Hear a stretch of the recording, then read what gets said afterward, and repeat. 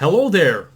Greetings, my dear friends. My name is Saeed. I am an online English language teacher, and I'm very happy to announce you that I finally finished working on my brand new IELTS preparation related course, which is called IELTS Hacking.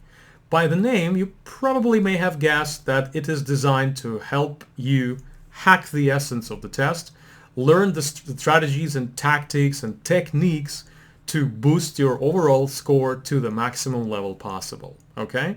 A few words about the course before we move on. Okay? It's a gigantic multi-gigabyte course which includes hundreds of video lessons, a lot of audio podcasts, a plethora of visuals such as PDFs, JPEGs and other materials, tables, graphs, practice tests, vocabulary lists, grammar tables, a lot of things that will help you to understand the way that the IELTS test, is working, okay? The way that the people, the creators of the test are aiming to assess our knowledge. And most importantly, the whole thing will help you understand the essence, the very core of the test, how it works, okay, how it lives like an organism. So this is the very first lesson, okay, and the topic which we will be covering today is just very simple. It's as simple as this. What is IELTS? I'm going to introduce you guys to the types of the test, to the sections, just to everything that you need to know before you even start preparing, okay? If I look at the contents, you will see here that we will be focusing on, as I have already said, the general information of what the IELTS is. We will also speak about the test formats and the differences between them. Another thing to cover is the structure of the test, the sections. We will also review the information on the band scores of the IELTS, okay? We will talk about how the overall score is calculated. IELTS and CEFR comparisons, as well as the comparison of the IELTS with other language assessment tests, will probably be very interesting. And finally, we will discuss everything you should know about the test day. Okay? Without further ado, I suggest we get started.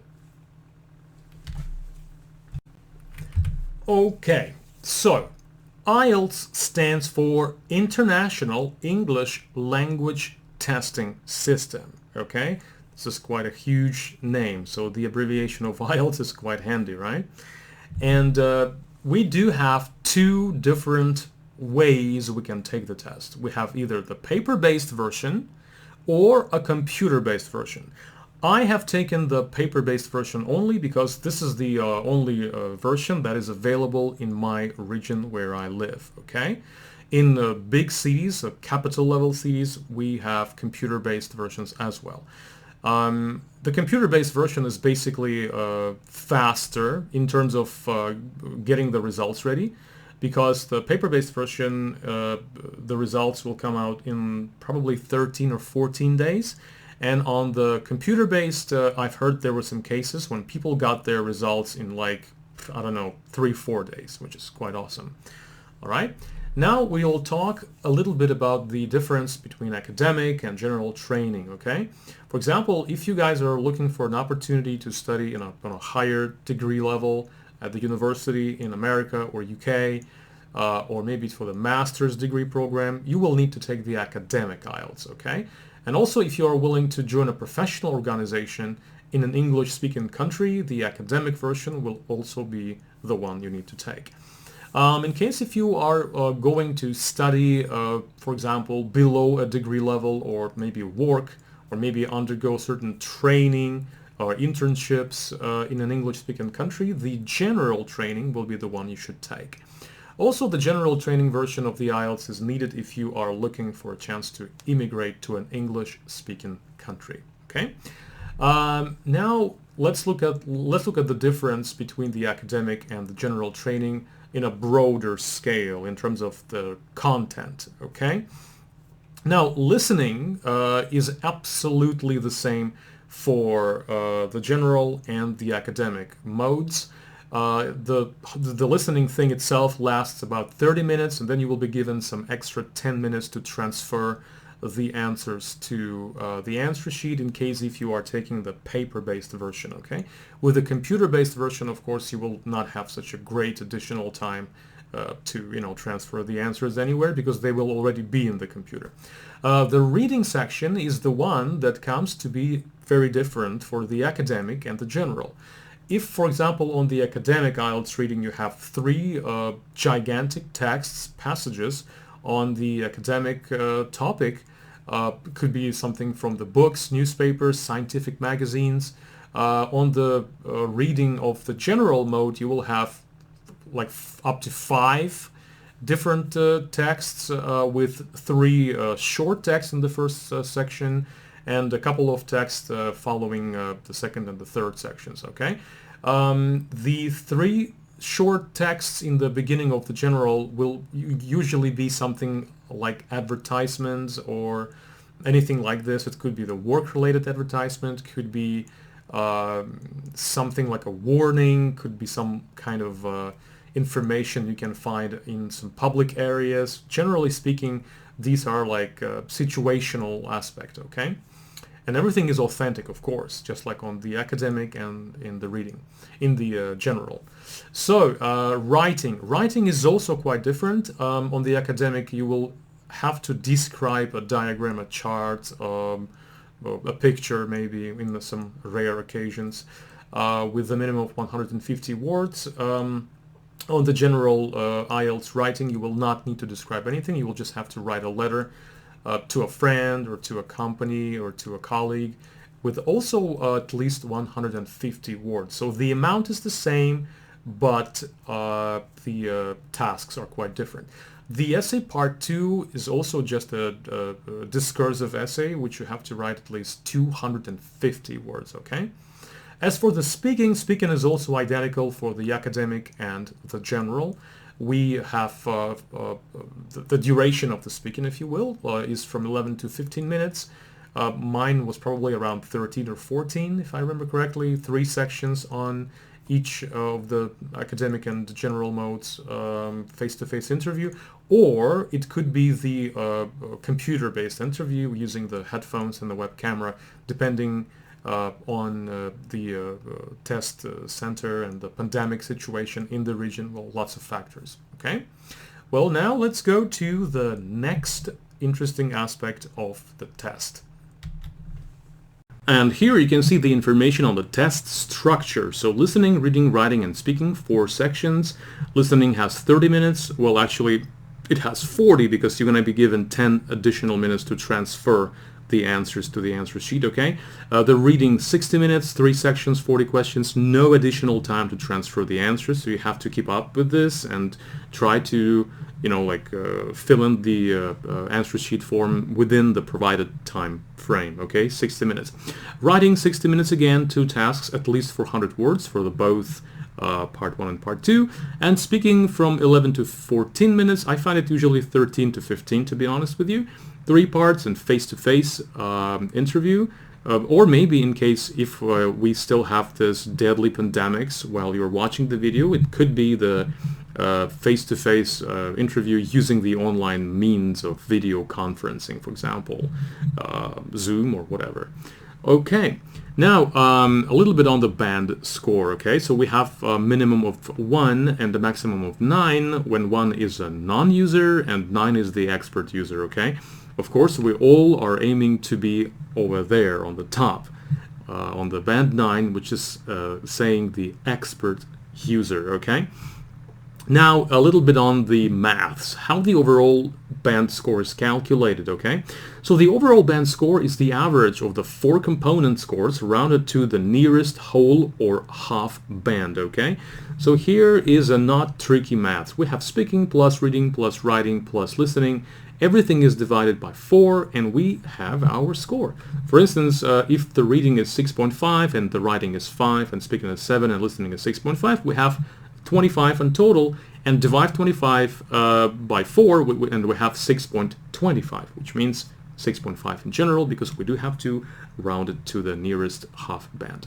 Okay, now this is another information on the bands again, and also you will need to know that the test results will be available on the 13th day after the test day itself. This is generally for the paper-based version, and the computer-based version, however, is quite more advantageous at this point. You will be able to get your score probably within 3-4 days range after the test date. So if you guys are living in some major cities or capital cities, then I feel quite jealous for you, because this is amazing. You can really take the computer-based version of the IELTS and, you know, and have no torture waiting for almost 2 weeks and trying to imagine what the score could look like. All right. Now, my friends, we're going to talk a little bit on the information of how the IELTS score is compared to other standardized, other language assessment tests. Okay, let's see that.